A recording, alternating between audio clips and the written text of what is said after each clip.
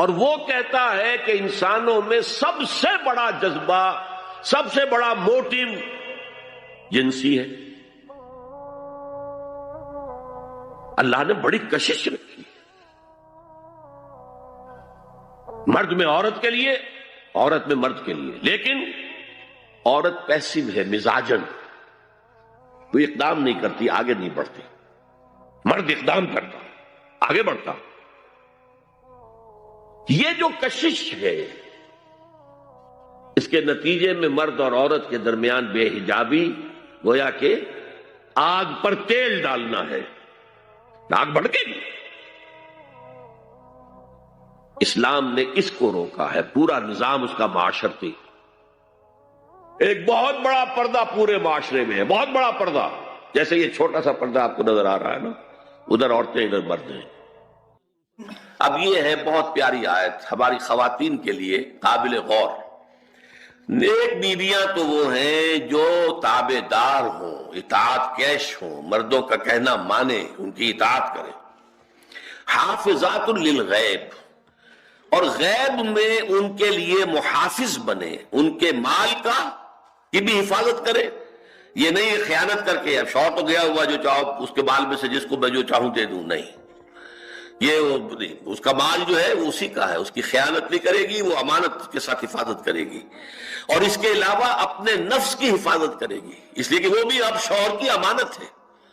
اب اس کا جو بھی جنسی معاملہ ہے وہ اس کے اپنے اختیار میں نہیں رہا، اس کو مل کے بزا کہتے ہیں ہماری فقہ کے اندر، کہ در حقیقت اس کا اختیار کامل اب شوہر کے ہاتھ میں آ چکا ہے، اس کے جنسی اعضاء جو ہے وہ شوہر کے کنٹرول میں ہے، مل کے بزا، ملکیت گویا کہ اس کی ہے، لہذا اس میں کوئی خیانت اگر وہ کر رہی ہے تو وہ بھی اس کے خلاف ہو جائے گا معاملہ۔ فالصالحات قانتات، تو نیک بیویاں وہ ہوتی ہیں جو تابع دار ہو، فرما بردار ہو، اور غیب میں یعنی شوہروں کی عدم موجودگی میں جبکہ موجود نہیں ہے حفاظت کرنے والی ہوں، اور وہ حفاظت مال کی بھی اور اس کے ان اپنے نفس کی بھی، اور یہ کام آسان نہیں ہے، آپ کو معلوم ہے۔ شوہر کبھی 4 مہینے کے لیے باہر چلا گیا ہے، کبھی 1 سال کے لیے باہر چلا گیا ہے، عورت کے لیے اپنے نفس کو تھامے رکھنا، اپنی جنسی خواہشات کو، فرض کی جوان عورت ہے، اس کی بھی تو نفسانی خواہشات ہیں، تو آسان کام نہیں ہے۔ یہی وجہ ہے، آپ کے علم میں ہوگا کہ واقعہ بڑا عجیب پیش آیا تھا، اس کو بیان کرتے ہوئے شرم بھی آتی ہے۔ حضرت عمر رضی اللہ تعالیٰ عنہ اپنے رات کے گشت میں ایک مکان کے پاس سے گزر رہے تھے، تو انہوں نے سنا کہ ایک عورت جو ہے وہ بڑے درد بھرے الفاظ میں کچھ گا رہی ہے۔ اگر مجھے اللہ اور اس کے رسول کا فرق کا خوف نہ ہوتا تو تم دیکھتے کہ اس وقت میری چارپائی جو ہے چرچرا رہی ہو۔ تو اس پر حضرت عمر جو ہے وہ دم تنبہ ہوا کہ ہمارے لوگ جو ہیں جہاد پر جاتے ہیں، سال بھر تک واپس نہیں آتے، تو اس سے تو سوسائٹی کے اندر بہت زیادہ جو ہے ایک اندیشہ اور خطرہ پیدا ہو جائے گا۔ تو انہوں نے اب دیکھیے یہ بات بھی کہ دین میں کوئی شرم اور حیا اس معاملے میں نہیں ہے، کہ اپنی بیٹی سے پوچھا، حضرت حفصہ سے، اب وہ بیٹی بھی ہے اور ام المومنین بھی ہے، حضور کی اہلیہ ہے تو ام المومنین ہے، لہذا حضرت عمر کے لیے بھی ماں کے درجے میں ہے، اگرچہ ہے حضرت عمر کی صاحبزادی، کہ تم مجھے بتاؤ حفصہ، ایک عورت زیادہ سے زیادہ کتنے عرصے تک صبر کر سکتی ہے؟ اور کوئی قباحت محسوس نہیں کی حضرت حفصہ رضی اللہ تعالی عنہا نے، کہا 4 مہینے۔ تو پھر انہوں نے یہ آرڈر نافذ کر دیا، کوئی مجاہد 4 مہینے سے زیادہ جو ہے وہ بحث پر نہ رہا ہے، لازماً وہ آئے چھٹی لے کر اور وہ گھر پہنچے۔ آپ اس کی روشنی میں دیکھیے جو کچھ ہمارے ہاں ہو رہا ہے، امارات میں جو لوگ کام کرتے ہیں، سعودی عرب میں کام کرتے ہیں، باہر کے ممالک میں کام کرتے ہیں، جوان بیویوں کو یہاں چھوڑ جائے، پھر جو قصے ہوتے ہیں، جو سکینڈلز ہوتے ہیں، پھر جب وہ شوہر صاحب تشریف لاتے ہیں تو وہ دیور اور بیوی جو ہے مل کر اسے قتل کرتے ہیں، اس لیے کہ یہاں تو دنیا بدل چکی ہے، دیور کی اور بھابھی کے رشتہ کچھ اور ہی بن چکا ہے، لہذا وہ قتل بھی کرتے ہیں، مال بھی سارا لے لیتے ہیں۔ یہ ساری خبریں آپ اخبارات میں پڑھتے ہیں، یہ کیوں ہے؟ فطرت کے خلاف ایک طرز عمل آپ اختیار کر رہے ہیں، یا تو اپنی فیملیز کو ساتھ لے کر جائیے، یا یہ ہے کہ پھر یہ وقفہ کا جو ہے معاملہ زیادہ، میں سمجھتا ہوں اس حدیث کے بعد جو حضرت عمر کا فیصلہ تھا 4 مہینے کا، اس سے زائد جو ہے باہر سٹے کرنا، اپنے گھر نہ آنا، ایک اعتبار سے گناہ کے درجے کی بات ہو جائے گی۔ علیکم بسنتی و سنت الخلفاء الراشدین المہدیین، تمہارے ذمے ہے میری سنت بھی اور خلفائے راشدین جو ہے میری ان کی سنت بھی۔ انسانی تمدن کا اہم ترین اور بنیادی ترین مسئلہ کیا ہے؟ تمدن کا ایک ہے انسانی زندگی کا مسئلہ۔ انسانی زندگی کا سب سے پہلا مسئلہ وہی ہے کہ جو حیوانی زندگی کا بھی ہے اپنی مادی ضروریات، پیٹ کھانے کو مانگتا ہے، سب سے پہلے یہی ہے، اس میں کوئی شک نہیں۔ لیکن اس کے بعد جب دو انسان ملتے ہیں اور اس سے تمدن شروع ہوتا ہے، اس کا سب سے بڑا مسئلہ ہے انسان کی شہوت۔ اللہ نے دو جنسیں بنا دی ہیں، مرد ہیں، عورت ہیں، اور ان دونوں کے درمیان تعلق سے نسل آگے چلتی ہے۔ اب اس معاملے کو کیسے ہارنس کیا جائے، کیسے منظم کیا جائے، یہ جذبہ بہت پوٹنٹ ہے۔ جو فرائڈ نے کہا ہے، بس وہ یوں سمجھیے کہ ذرا زیادہ مرچ مسالہ لگا دیا، ورنہ اس میں کوئی شک نہیں کہ یہ بہت ہی پوٹنٹ جذبہ ہے انسان کا۔ انسٹنکٹ جو ہے، سیکس کا انسٹنکٹ، وہ بہت مضبوط ہے، بہت قوی ہے۔ لیکن جو شاید جتنی قوی ہو اتنا ہی اسے پھر، جو گھوڑا جتنا منہ ہو اتنا ہی اس کو لگام دینا جو ہے وہ آسان نہیں ہوتا، اس کے لیے پھر مشقت کرنی پڑتی ہے۔ تو اب اگر تو اس سیکس کو اوپن کر دیا جاتا، کھلا سیکس، فری سیکس، آج کل یہ لفظ استعمال ہوتا ہے، فری سیکس، کیوس ہوتا، تمدن میں فساد ہو جاتا۔ اس کے لیے شادی کا معاملہ، کہ ایک عورت کا ایک مرد کے ساتھ رشتہ رہے، سب کو معلوم ہو کہ یہ اس کی بیوی ہے، یہ اس کا شوہر ہے، تاکہ اس طریقے سے نسب کا معاملہ بھی چلے اور ایک خاندانی ادارہ وجود میں آئے۔ ورنہ تو خاندانی ادارہ بس کیسے وجود میں آئے گا؟ فری سیکس میں تو خاندانی ادارہ وجود میں آ ہی نہیں سکتا۔ تو شادی کا، نکاح کا یہ رشتہ جو ہے، یہ اللہ تعالیٰ نے اختیار کیا اور یہ انسانوں کو سکھایا۔ اور آج کی دنیا میں تو جو یہ مرد و عورت کی مساوات کا سلسلہ ہے، یہ شیطان کا سب سے بڑا فلسفہ اور معاشرے میں فساد اور گندگی پیدا کرنے کا اس کا سب سے بڑا ہتھیار ہے۔ اور اب جو کچھ رہی سہی اقدار ہماری ایشیا کے ممالک جو ہے، زیادہ تر مسلمان ممالک ہیں، ان میں خاندانی نظام کی جو بچی کھچی شکل رہ گئی ہے، اس کو برباد کرنے کے لیے یہ قاہرہ کانفرنس اور بیجنگ کانفرنس، اس ایشیا کا گھیراؤ دونوں طرف سے، مشرق سے مغرب سے، کہ عورت کو آزاد کرو، عورت کو اٹھاؤ، ایمینسیپیشن کے نام پر، آزادی کے نام پر، اور مرد و عورت کی مساوات کے نام پر، تاکہ خاندانی نظام ٹوٹ کر رہ جائے، جیسے کہ ان کے ہاں ٹوٹ چکا ہے۔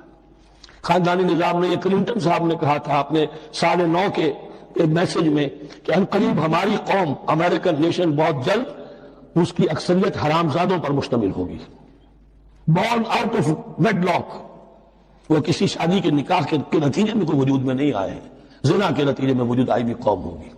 ون پیرنٹ فیملی رہ گئی ہے، ماں ہی باپ ہے اور وہی ماں ہے، اور وہ دونوں وہ جانتے ہی نہیں۔ اب وہاں بڑی ایک مہم اٹھ رہی ہے کہ ہر انسان کا حق ہے جو اسے معلوم ہو کہ میرا باپ کون ہے۔ وہاں تو بہت سے لوگ پتہ ہی باپ کون ہے میرا، کیا پتہ۔ یہ تباہی ہے جو اس معاشرے پر آ چکی ہے، اور ہمارے ہاں بھی لوگ اسی معاشرے کی نقالی پر چل کریں۔ وَيَسْأَلُونَكَ عَنِ الْمَحِيضِ، اور وہ عورتوں کے ایام ماہواری کے بارے میں آپ سے سوال کر رہے ہیں۔ قُلْ هُوَ أَذًى، کہہ دیجئے وہ ایک ناپاکی بھی ہے اور ایک تکلیف کا مسئلہ بھی ہے۔ فَاعْتَزِلُوا النِّسَاءَ فِي الْمَحِيضِ، تو حیض کی حالت میں اگر تمہاری بیویاں ہوں تو ان سے علیحدہ رہو، مقاربت نہ کرو۔ وَلَا تَقْرَبُوهُنَّ حَتَّى يَطْهُرْنَ، اور ان سے مقاربت نہ کرو یہاں تک کہ وہ پاک ہو جائیں۔ فَإِذَا تَطَهَّرْنَ، اور جب وہ خوب پاک ہو جائیں، فَأْتُوهُنَّ مِنْ حَيْثُ أَمَرَكُمُ اللَّهُ، تو اب ان کی طرف جاؤ، جو بھی تمہیں تعلق قائم کرنا ہے کرو، جہاں سے کہ تمہارے رب نے تمہیں حکم دیا، اللہ نے حکم دیا ہے۔ یہ اللہ کا حکم کیا ہے؟ یہ ہے امر طبیعی، ہر انسان جانتا ہے، ہر حیوان کو معلوم ہے، وہ طبیعی شے ہے۔ لیکن یہ کہ اب عورتوں کے ساتھ بھی اگر انسان جو ہے وہ لواطت کا فعل شروع کر دے، قوم عمل لوط، تو ظاہر بات ہے کہ عمل قوم لوط، تو وہ چیز جو ہے غلط ہے، وہ حرام ہے۔ یہ تو اللہ تعالیٰ نے جو بھی تمہاری فطرت میں ڈالا ہے راستہ، وہ در حقیقت من حیث امرکم اللہ، ان اللہ یحب التوابین ویحب المتطہرین، یقیناً اللہ محبت کرتا ہے بہت توبہ کرنے والوں سے اور بہت پاک بازی اختیار کرنے والوں سے، ان ناپاک چیزوں سے دور رہنے میں۔ نساؤکم حرث لکم، تمہاری بیویاں تمہارے لیے کھیتیوں کے مانند ہیں، جیسے کھیت میں بوتے ہو، فصل کاٹتے ہو، بیویوں کے ذریعے سے اللہ تعالیٰ تمہیں اولاد عطا کرتا ہے۔ فاتو حرثکم انا شئتم، جو بھی کھیتی والی جگہ ہے ادھر تم جاؤ جدھر سے چاہو، یعنی اس میں یہ ہے کہ کوئی رکاوٹ نہیں ہے۔ اللہ کے سوا کسی اور کی اطاعت جس سے اللہ کی معصیت لازم آتی ہو، شرک۔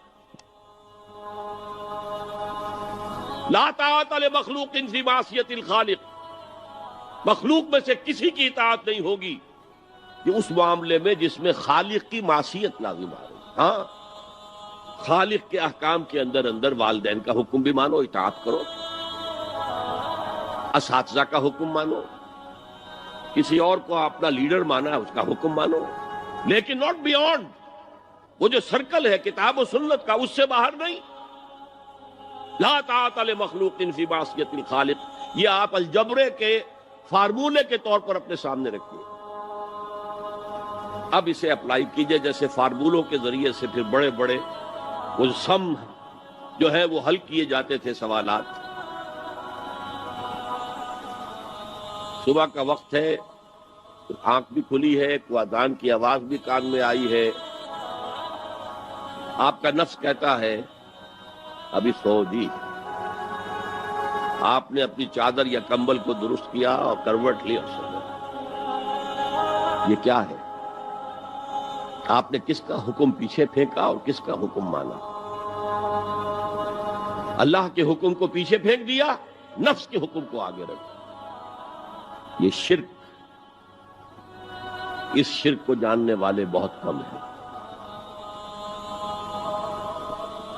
مولانا روم نے خوب کہا تھا، نفس ما ہم کم ترس فرعون نیست لیکن ایراعون نیست.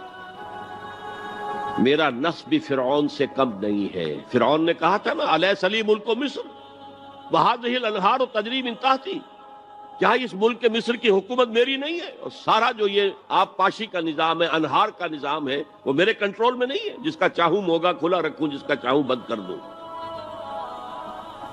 یہ تھا خدائی کا دعویٰ، انا ربکم الاعلی. تو مولانا روم کہتے ہیں میرا نفس بھی اس سے کمتر نہیں ہے. وہ کہتا یہ جسم میرا ہے، اس پر میرا حکم چلے گا. میں نہیں جانتا کون اللہ کون رسول، کیا حرام کیا حلال. تو فرعون سے کم تو نہیں ہے میرا نفس. لیکن ایراعون، اس کی بہت مدد تھی، فوج تھی، لاؤ لشکر تھا، تو اس نے زبان سے بھی کہہ دیا کھل کر انا ربکم الاعلی. میں مسکین ہوں، غریب ہوں، میرے پاس کوئی طاقت نہیں ہے، میں زبان سے تو کچھ نہیں کہہ سکتا، اندر سے میرا نفس یہی کہتا. یہ نفس کی حکومت قرآن کہتا ہے. میں حیران ہوتا ہوں، 2 جگہ یہ مضمون آیا ہے. ارأیت من اتخذ الہہ ہواہ افانت تکون علیہ وکیلا. اے نبی تم نے دیکھا اس شخص کو، اس کے حال پر غور کیا جس نے اپنی خواہش نفس کو اپنا الہ بنا لیا ہے. اللہ اکبر. الہ، لا الہ الا اللہ، کلمہ توحید کا مرکزی لفظ یہاں آ رہا ہے. من اتخذ الہہ ہواہ، جس نے اپنی خواہش نفس کو اپنا معبود بنا لیا، الہ بنا لیا. افانت تکون علیہ وکیلا، کیا آپ ایسے شخص کی کوئی ذمہ داری لے سکتے ہیں؟ سود حرام ہوا کرے جی، حرام ورام، ہمارا دھندا جو ہے وہ آگے بڑھ نہیں سکتا. تو اللہ کے حکم کو پیچھے ڈالا، نفس کے تقاضے کو آگے رکھا. کون معبود ہے آپ کا؟ نام عبداللہ رکھیے، نام عبد الرحمن رکھیے، ہے عبد النفس، نفس کے بندے، نفس کے غلام. یہ میں نے یوں سمجھئے کہ جیسے میں نے ہجرت اور جہاد کی ڈیفینیشنز کی تھی. ہجرت کا بیس کیا ہے؟ پوچھا گیا ایو الہجرت افضل ہو یا رسول اللہ، اے اللہ کے رسول بتائیے سب سے اعلیٰ ہجرت کون سی ہے، افضل؟ فرمایا ان تہجر ما کرہ ربک، ہر اس چیز کو چھوڑ دو جو تمہارے رب کو پسند نہیں. آج رات ہی سے آپ ہجرت شروع کر سکتے ہیں. جائزہ لیجئے کیا کیا چیزیں میری زندگی میں خلاف شریعت ہے، جو اللہ کو ناپسند ہے. فیصلہ کیجئے کہ آج کے بعد نہیں ہوگی. ہجرت شروع ہو گئی، افضل الہجرہ، سب سے افضل ہجرت شروع ہو گئی. لیکن ٹاپ پر لے جائیے تو یہ ہجرت جب اللہ کے دین کو قائم کرنے کی جدوجہد اس مرحلے پر آ جائے کہ اب باطل کے ساتھ ٹکراؤ ہے اور اب چاہیے کہ ساری قوت ایک مرکز پر جمع ہو جائے، ہجرت فرض کر دی گئی. وہ ہجرت گھر بار چھوڑ کر، اہل و عیال کو چھوڑ کر، اور مکے کے بھیڑیوں کے رحم و کرم پر چھوڑ کر اپنے گھر والوں کو، جو لوگ ہجرت کر کے آئے. حکم تھا، ہجرت مدینہ فرض تھی، ہجرت حبشہ فرض نہیں تھی. صرف اجازت تھی کہ جن سے سختیاں نہیں جھیلی جا رہی مزید وہ چلے جائیں. تو ہجرت کا یہ ابتدائی نقطہ